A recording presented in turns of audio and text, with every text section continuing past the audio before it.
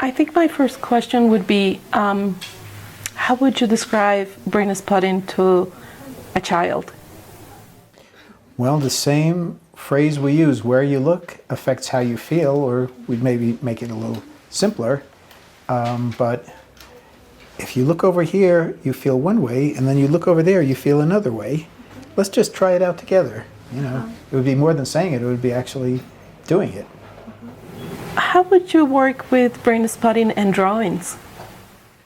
I assume you're talking about play therapy? Yes, yes, yes. First of all, no matter what you do, the child is going to do with it whatever they do. So your plan will be changed by the child. But very simply, and again, experts in play therapy who use drawing know how to do this. Either the child draws something, whatever it is that they want, or they decide together if the child's going to draw their house or the home or their family or their room. And as the child does this, you can either stop during the process or wait till the end and then ask the child where they want to look. Mm-hmm. Or in a way, in a child's language, where do your eyes want to go? Okay? And when they go there, just say, just keep looking over there a little bit, maybe like a half a minute, and just we'll see what happens.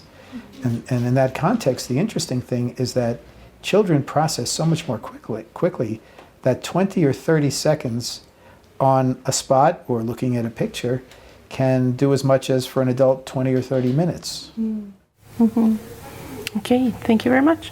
The next one would be, why do you think it's so difficult for some clients to squeeze the lemon? Okay, well that's a very technical question. That's a very individual case-by-case question, and squeezing the lemon means that when a person gets to a 0, that you have a person go back and activate and try to push the number up. I think probably clients need directions that they understand, you know, and that may be for a lot of the cases where it seems to be a problem. But what we say is, just go inside. It's a 0 now. Go inside and do anything you can to push that number up, even if it's just 1 or 2. That's really the direction. But if a person, in other cases, can't squeeze the lemon, maybe it's because there's no juice left in the lemon. Maybe they've reached that final point with it. What would you say are the effects of Brainspotting in the brain of the person when they're working a trauma memory or a painful memory? Well, to answer that question, we have to talk about what trauma is in the brain. The brain is the most amazing processing machine we know about in the universe, greater than any supercomputer or anything else. But what happens is when a person has a traumatic experience, it overwhelms the brain's capacity to process. So pieces of that traumatic experience are left unprocessed in the brain, but it's in the deeper brain, what we call the subcortical brain, because it's below the neocortex. Basically, with Brainspotting, the eye position helps define that unprocessed trauma in the deep brain. And then once we find it, we may have the person continue to gaze at that spot, so the brain's attention is held on that unprocessed trauma in the brain, and it finally has a chance to process it through right at that time. And when you do Brainspotting as a therapist or you do it as a client, you literally watch the unprocessed trauma process until it goes back to actual memory, where it feels like it's not happening now. Okay, it's in the past, it happened to me, it was a terrible thing, but it's over and I can go on. Who do you think, what type of client, I guess, would be a good candidate for Brainspotting? Well, we say anybody who has an active nervous system. Okay, there's no such thing as a good Brainspotting client, and there's no such thing as a bad Brainspotting client. There's just a human being who is carrying things inside that they haven't been able to resolve on their own, and that they may not have been able to resolve with other therapies or other therapists, especially more talk-oriented therapies that go to that neocortex, the thinking brain, but don't get to the subcortex as deeply. And because we work with a frame in Brainspotting, and that frame is individualized with each client. We hold it around the client and whatever their issue is. You can hold that around whatever a person brings along with them and find it to be helpful. So what side effects or what effects do you think the Brainspotting could have with clients who have suffered a brain vascular accident? Okay. You mean a stroke? Yes. Okay. A brain stroke.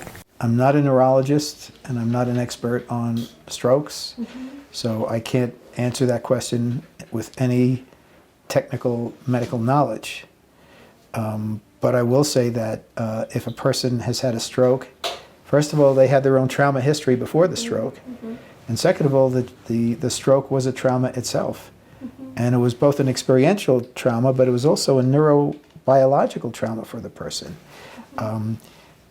Usually, the symptoms of the stroke have to do with which side of the brain, the stroke happened on.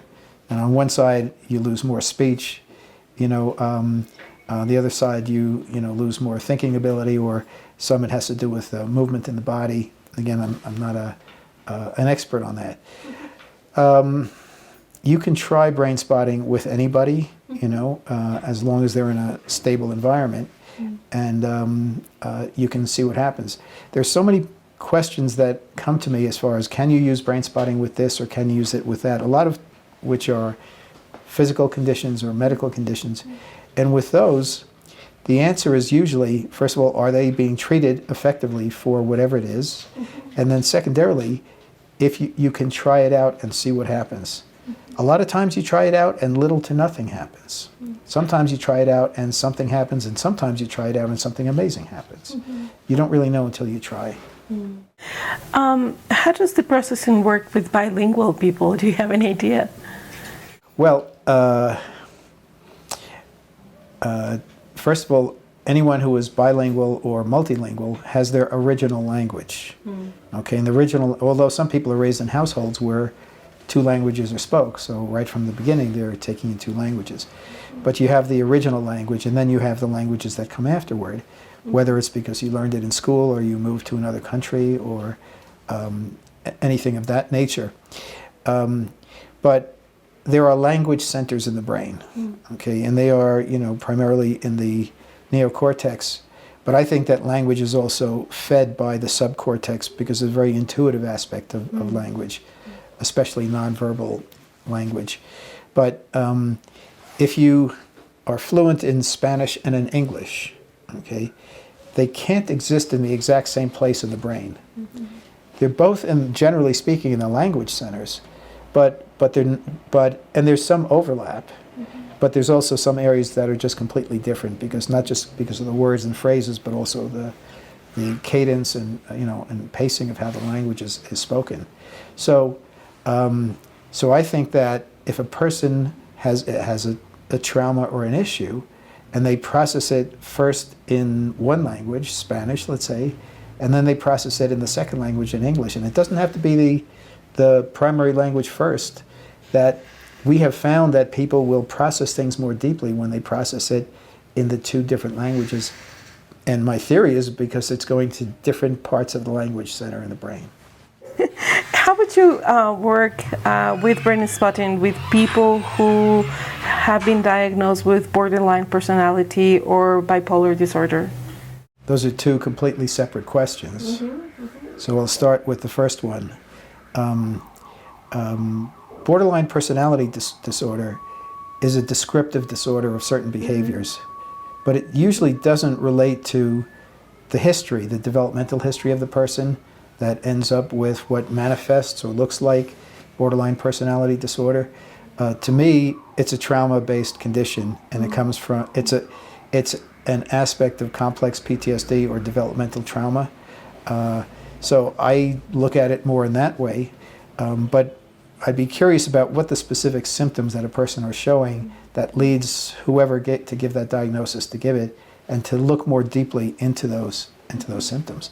But because, based on my belief that it's a trauma-based condition, and that most people with what looks like borderline personalities really have complex PTSD, I'd really want to look into it in that way, and certainly Brainspotting is very effective with that.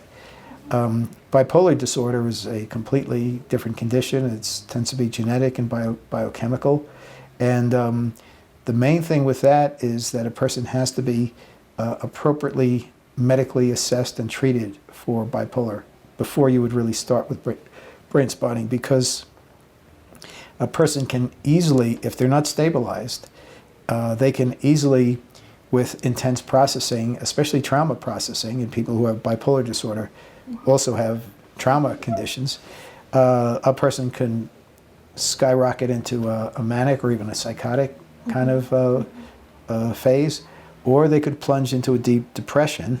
Okay, I'm not saying that it's going to happen all the time under those circumstances, but the possibility is there, so you have to be quite careful with that. But if a person is really appropriately medicated for a true bipolar disorder, because sometimes a dissociative disorder is misdiagnosed as bipolar, and then you treat it differently. Someone who's properly medicated and stabilized, you can definitely use Brainspotting with them. And from what you just said, I'm curious, how would you describe the work with Brainspotting and dissociation? Well, do you have 3 weeks? The question is more, what is dissociation? And to be very brief about it, the brain has an inborn reflexive capacity to protect itself from trauma. But what it does is it literally takes the part of the brain that's holding the trauma and it puts a barrier around it. We sometimes say it's like a capsule, so that it's held in there, and the rest of the brain can function normally or with stability. But you have one trauma like that, that's a form of dissociation. But if you've experienced developmental trauma through growing up, you're going to have many different barriers and capsules like that. And if it's severe, these barriers can be very intense because they're protecting the brain and protecting the person. So that's the most basic way of describing what dissociation is and how it develops. Now, in treating people who have dissociative conditions with Brainspotting, you have to understand that it's the brain's way of protecting itself. So the idea is not to break down the dissociative barriers, because that's how the person survived, especially when they were young and vulnerable, but it's to help the processing go on so that newer, more adaptive protective barriers can come up in the brain that are not as absolute but are more permeable, where information can go in and go out, but the protection is still there as much as necessary. And that's really that's a long-term kind of process. But you could ask, there are hundreds of thousands of experts on dissociation around the world. You could ask them the same question, and they would give you what their understanding is of dissociation and their understanding of how it can be treated. Again, if you are treating dissociative conditions with Brainspotting, you have to be not only an expert in Brainspotting, you have to be an expert in dissociation. And if that's the case, then you can be very helpful to people. Thank you. How would you help a client that has difficulties getting in touch with the work that they're doing? You sort of are working with them and they're like, well, I'm not getting anything from this. I'm tired. I don't want to do this. I don't want to work with this. Well, in the spot already, right? If you're talking about a client who is truly a low motivation client, that's not a Brainspotting issue, that's a therapeutic issue. And the question then is, well, why is this person coming for help and then manifesting such a low motivation to work in the process that can help them for what they're coming for? But there are people who it can be related to dissociation, where they recognize that by doing the work, especially going on an activation spot, that it's going to really bring up a lot for them. So their sort of fallback position is, oh, I don't know if I want to do this, or I don't know if this is helping me, and so on. That you really have to get down to the relationship with a person, and you have to understand diagnostically what's going on with them. When people come to me for healing, I don't take no for an answer, okay? Because that's the charge that they're giving me.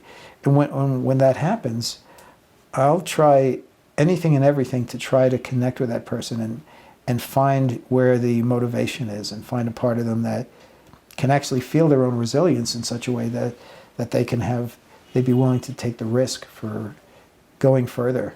But if a person comes to me and they refuse to do the basics of brain spotting, they refuse to look at a spot or stay in a spot or observe their processing, I make it clear to them that this is how I work. And if you come to me, you're coming to do this kind of work. If you truly don't want to do this, there are people who do all kinds of different work out there, and I'd encourage you to look around and find them. Thank you. There are different types of brain spotting, right? And there are also different ways of working with these types. There's the resource model and the activation model and the body resource and the spot resource, right? How would you choose which one to use for various clients in terms of resourcing or not? Well, first of all, brain spotting is not just one approach. Brain spotting is an amalgam of different approaches together. And brain spotting is not made up of one or two primary tools. Brain spotting is made up of many, many different tools. And that's why we have, phase 1 and phase 2, and then beyond that, phase 3 and phase 4, and so on, because there are so many tools. So a brain spotting therapist has a toolkit with many different tools in it.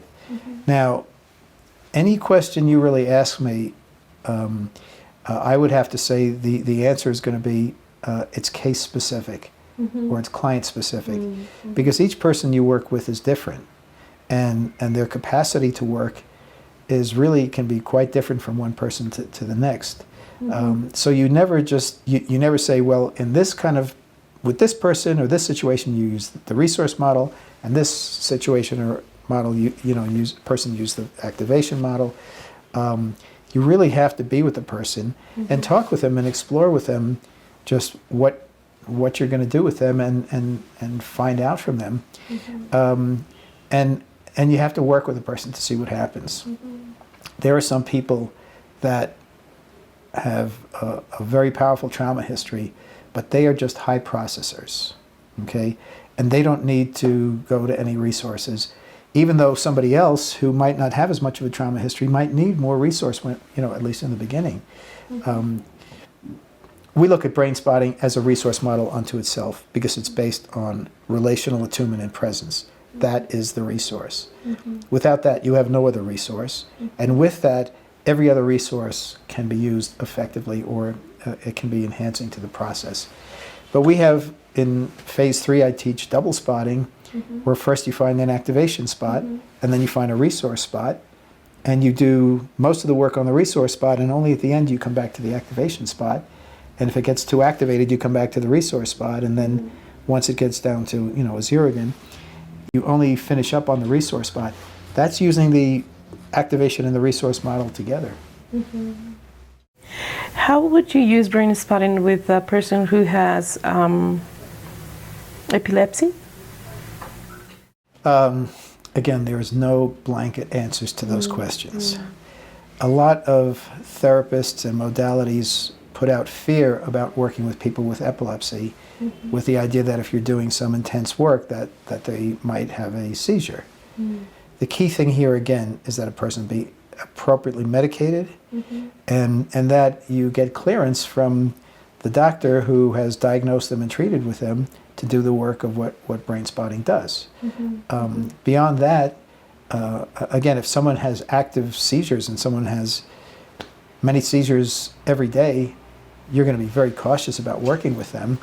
But then again, you should be cautious about working with that person in talk therapy, because they could if they could get triggered into a seizure, really pretty much anything could do it.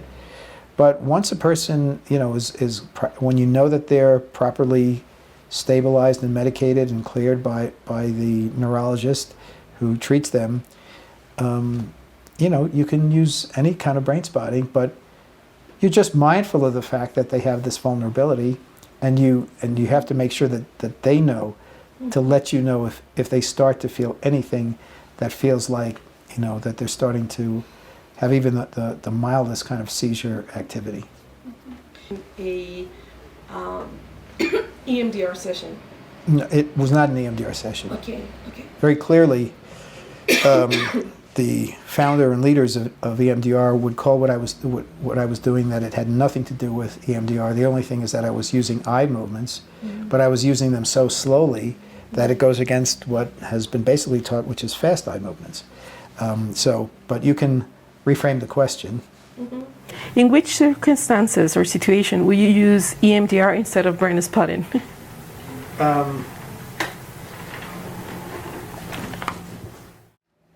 Brainspotting is a model that is based on the relationship and relational attunement. Okay, and when I talk about EMDR, I can only talk about how it's trained, how trainings are conducted, and how it's written by the people who are the originators and the trainers of it. You don't find in the EMDR trainings anything about the relationship or relational attunement. If you come to a Brainspotting training, you're going to hear that before you hear anything else. So in relation to that question, I mean, to just sort of almost satirize it a bit, you're saying, well, when would you use the relational attunement and when would you not be so cognizant of it? That's one of the primary differences between the two models. Also, when would you use a frame and when would you use a specific articulated protocol? Well, and again, I came out of EMDR as well as other modalities. To me, I would always use a frame. There'd be no reason to use a protocol because it's not based on attunement. Anything that is predetermined that you bring into the session is not going to be attuned to the client's needs right in the moment. And the last piece on this is that if you're comparing finding relevant eye positions, which is also another form of attunement, versus eye movements, eye movements are a powerful tool, but they are not a very focused, accurate, specific, in-depth kind of tool. And if the idea is, and this is conceptual, this is theoretical, that a brain spot will find the unprocessed trauma deep in the subcortical brain, okay, and then hold the brain's attention in place on that, and that's where the processing happens. It would not appear that could happen at all with eye movements. So that's just a brief breakdown between the two. I would always start with the relational attunement, and that would be the basis for my doing work. And I would always be working with a frame that is set up individually for the client and able to be changed. And I would always be trying to work with that which will find most directly the unprocessed trauma and the neurobiology.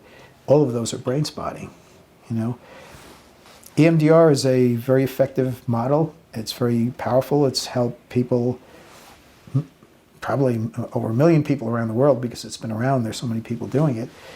So I'm not saying anything negative about that. I'm just giving a contrast based on the question. Would you say that Brainspotting is a type of hypnosis? Well, I'm not trained in hypnosis. I'm not an expert on hypnosis. So my answer to this is coming from someone who has some knowledge but not real expertise.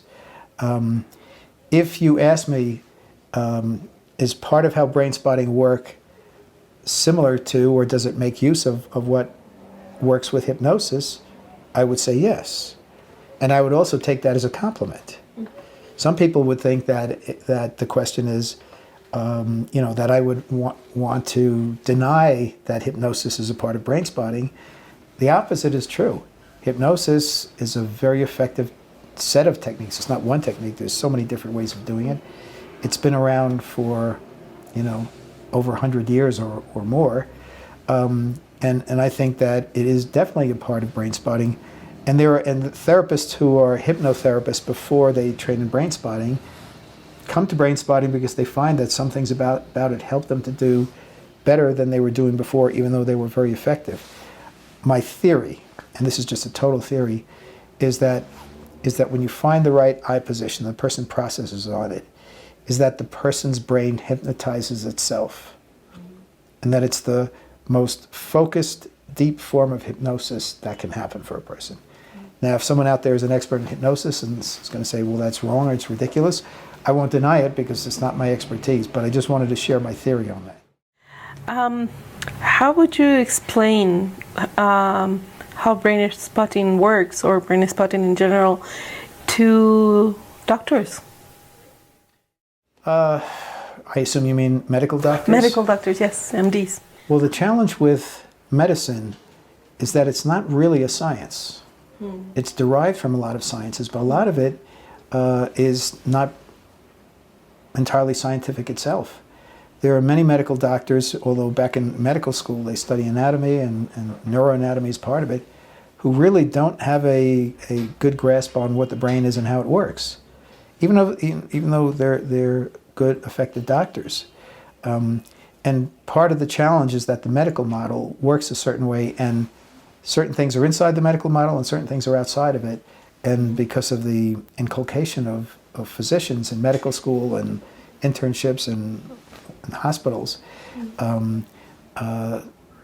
sometimes they are more looking inward than looking outward when it comes to things. But it really depends on the person and who they are and how they were trained and so on. Nowadays there are many medical doctors who work with alternative modalities, and of course they're open to things.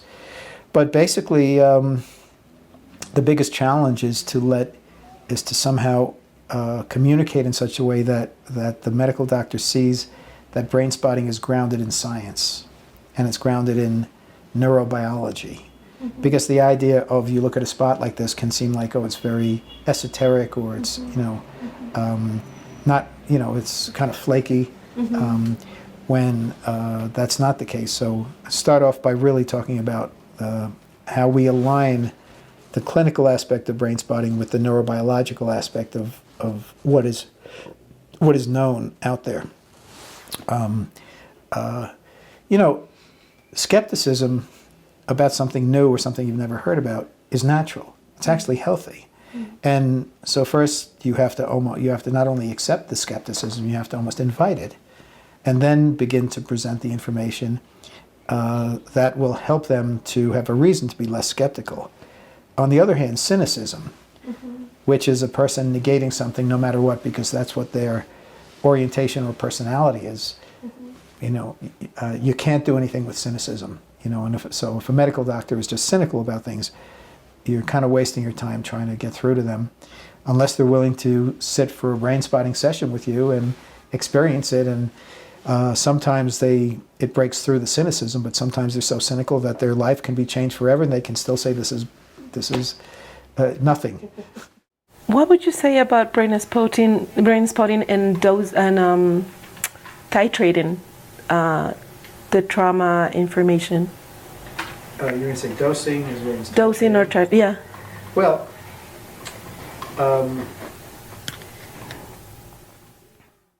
we believe in Brainspotting that the brain knows how to heal itself, and that our job is to set and hold a frame in such a way that whether it takes 1 session or 100 sessions, promotes the brain being able to help to heal itself.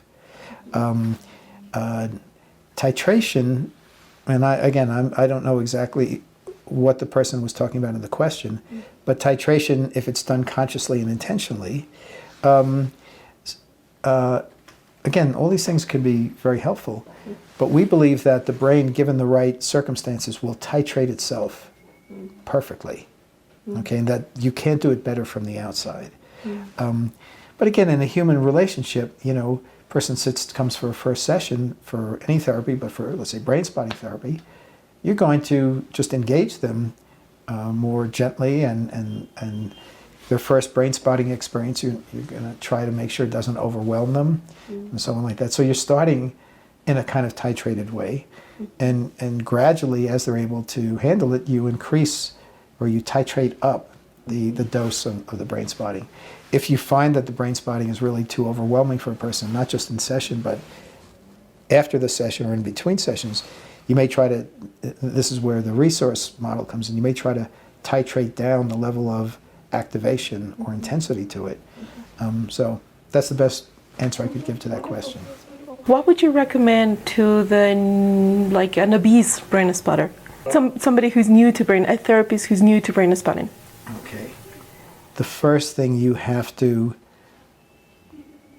learn about is that the human nervous system has 1 to 4 quadrillion synaptic connections.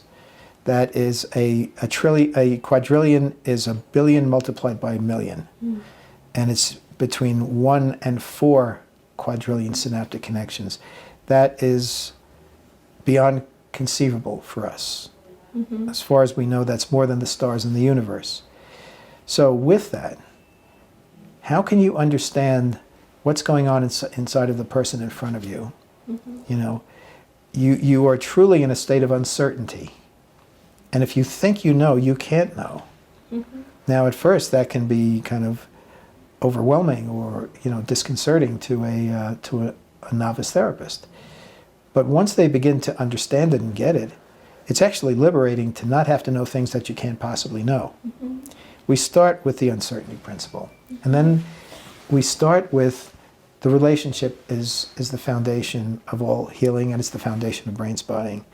We call it the relational frame. And then we say what we do in brain spotting is we use body awareness, awareness of body activation, with looking for eye positions that are either points of visual orientation or points of visual reflexive activation or spontaneous gaze that a person has. That those are the 3 basic ways that we are able to find out neurobiologically what's going on inside of a person. We call that the neurobiological frame or the brain-body frame. So we have the dual attunement frame. It's the neurobiological frame which focuses and sharpens and deepens the relational frame. We call that the dual attunement frame. So really, we would just start with uncertainty and the neurobiology that illuminates it for us, and just the dual attunement frame. That's enough for the first day of training for any brain spotting therapist. Thank you. In the case of children, from what age would you recommend using brain spotting? Okay, now I am not a trained child therapist, and I haven't worked with children since I was very early in my professional career. But there are brain spotting therapists who are true child experts. And not just with brain spotting, but other modalities. I've heard that, you know, they've been able to do some form of therapy. I can't imagine exactly what it is with 6-month-old, 12-month-olds, so on.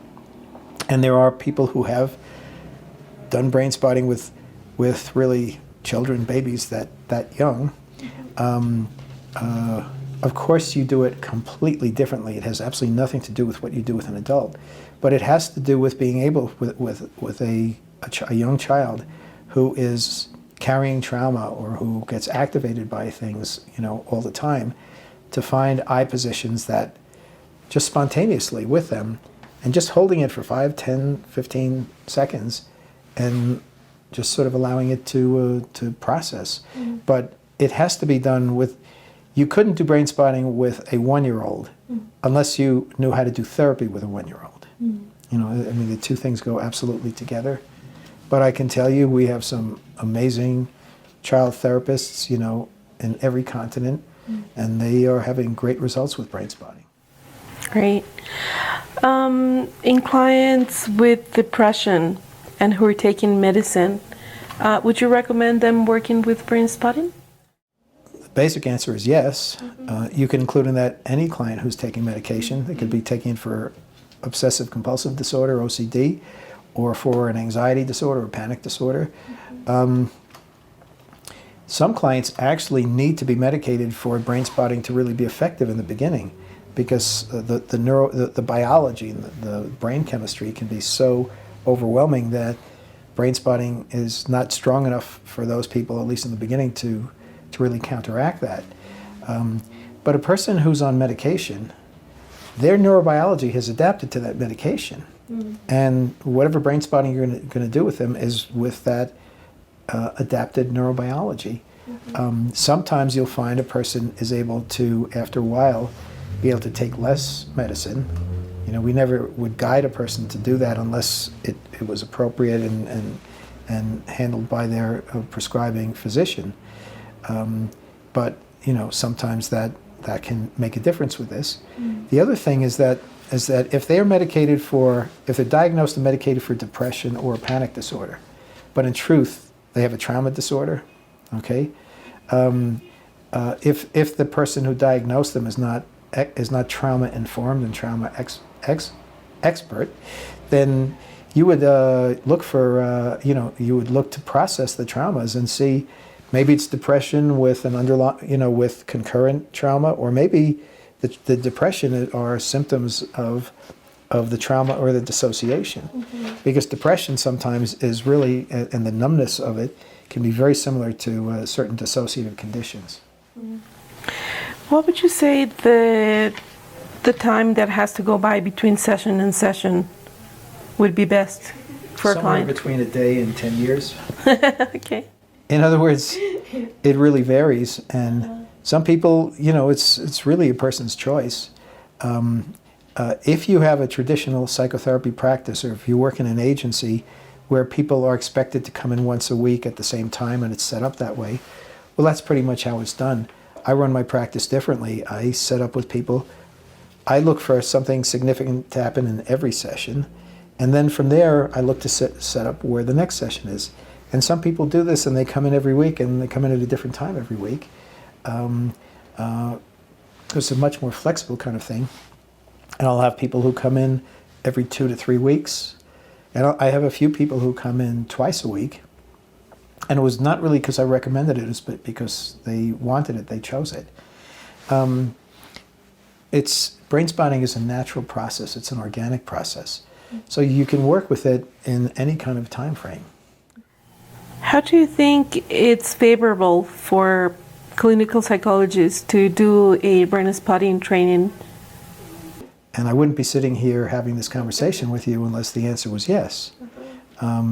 I think that no matter what kind of work you do and what your background is, that there are at least parts of brain spotting, if not the entirety of it, that can have value for you.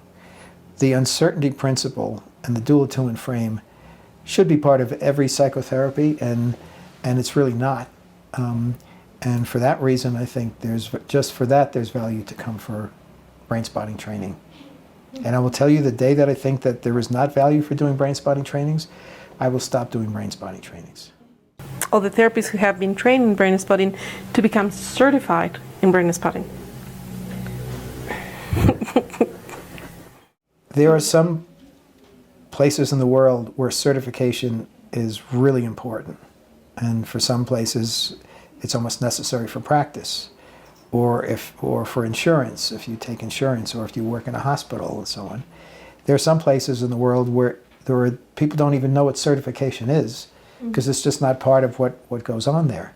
So it's really depends on where you are in the world, and even in the United States, what state you're in, it can make a difference. The importance in going for certification is less getting the certification and more what you have to do to get it.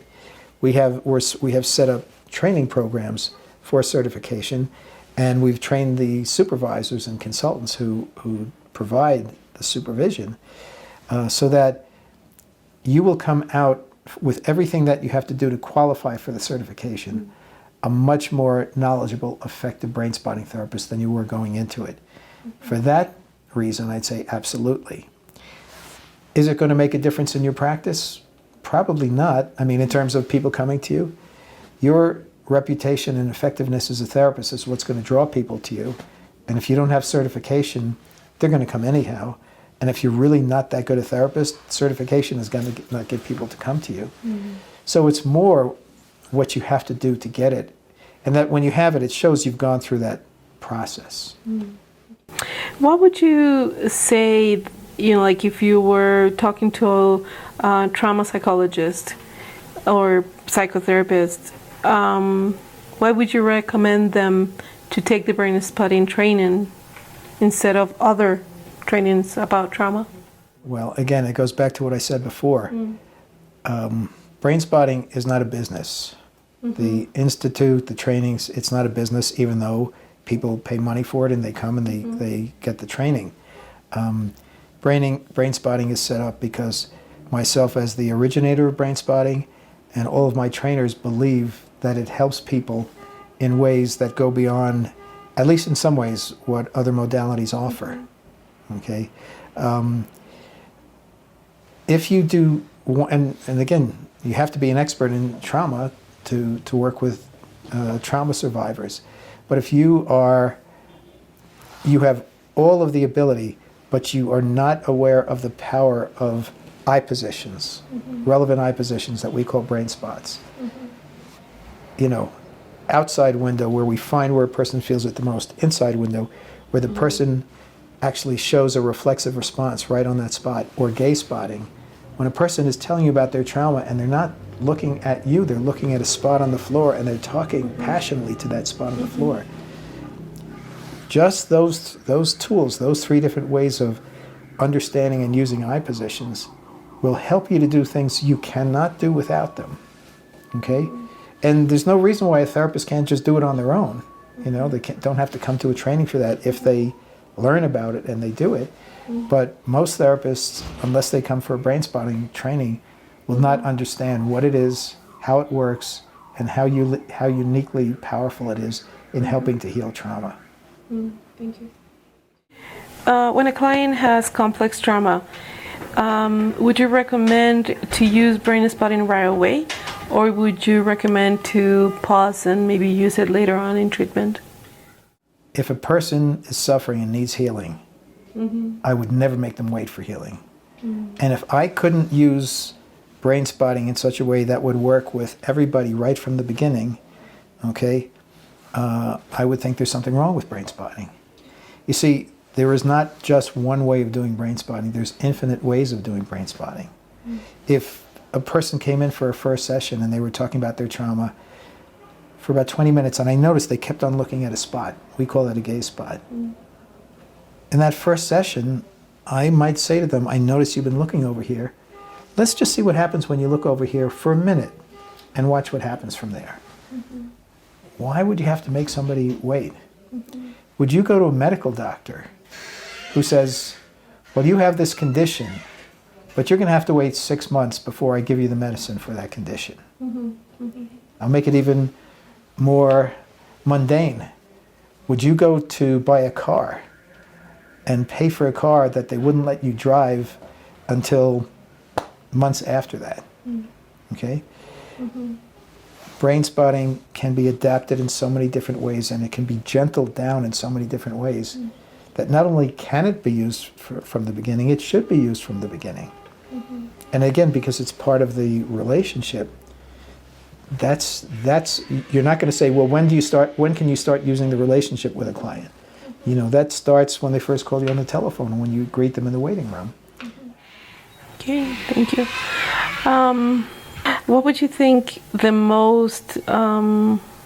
do you think brain spotting has given to clinical psychology or psychotherapy? I could take a long time to answer that, but I'll make it brief. Brain spotting has integrated 4 different aspects of therapy: the relational aspect, the brain-based aspect, the body-based aspect, and the mindfulness-based aspect. It takes all 4 and uses them together. Okay, you won't really find that as clearly identified in any other modality that I know about. But also the brain basis of the fact that everything that we do in brain spotting has to make sense for what we know how the brain works, especially the neocortex, the human thinking brain, and the subcortex, everything below it, which is the limbic mammalian brain and the reptilian brainstem. The process by which we do brain spotting is so wedded together with neurobiology. The clinical science and the neurobiological sciences are so wedded together that makes brain spotting compelling. And understanding the visual system and how it gives us access to things that you can't get any other way. There are, not that there aren't other ways, but you can't get it any other way with this. And literally, humans and mammals and reptiles orient in order to survive. You know, to see danger, or also to see possibility. You know, here it's seeing the predator that's coming towards you. Here it's orienting towards where the water is when you're terribly thirsty. And also reflexes that come not just from the brainstem, but from the spine, being able to find them in the visual system, the ocular system. And at the same time, understanding this is all in the context of uncertainty. If you look at most modalities, if you really drill down into them, you'll find some amount of certainty, and some you'll find almost the entire modality is based on certainty, which is believing that you can know what's going on inside of a person, inside of their 1 to 4 quadrillion synaptic connections when you're sitting there, which you can't. It is physically, scientifically, mathematically impossible.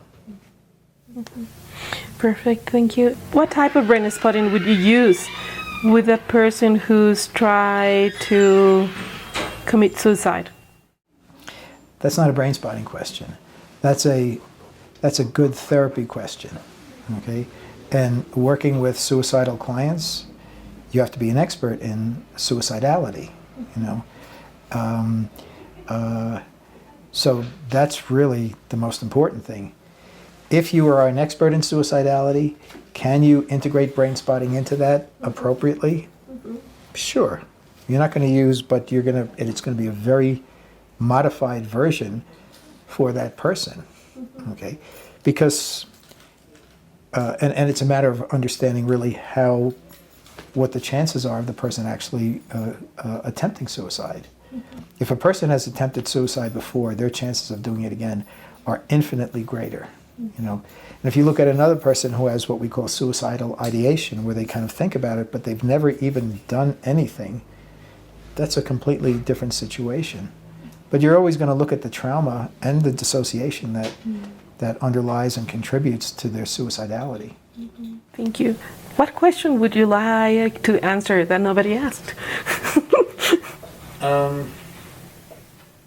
What would the neocortex, the human thinking brain, do if there was not a subcortex underneath it, a mammalian reptilian brain? Okay, and this is definitely for people who live and who've grown up in the Western world. Okay? The answer to that is nothing. The neocortex lives, functions, thrives on the information that's fed to it from the subcortex. Okay? Mathematics, as cognitive as it is fed by all the spatial relations and all the other felt sense issues and intuitive issues that come from the subcortex. You take the great scientists, you know, Einstein, how did he discover the theory of relativity? It came from his subcortex. Just like an artist will discover a story or a painting. Copernicus he was able to realize what the solar system was and different aspects of the universe before the telescope existed. Okay? That was all intuitive. Now, it wasn't just intuitive, but without the intuitive, Copernicus would have not had anything, you know, as far as understanding the space. And Einstein wouldn't have had anything in terms of understanding relativity. So we don't appreciate the subcortical parts of our brain enough, and we overvalue and estimate our neocortex.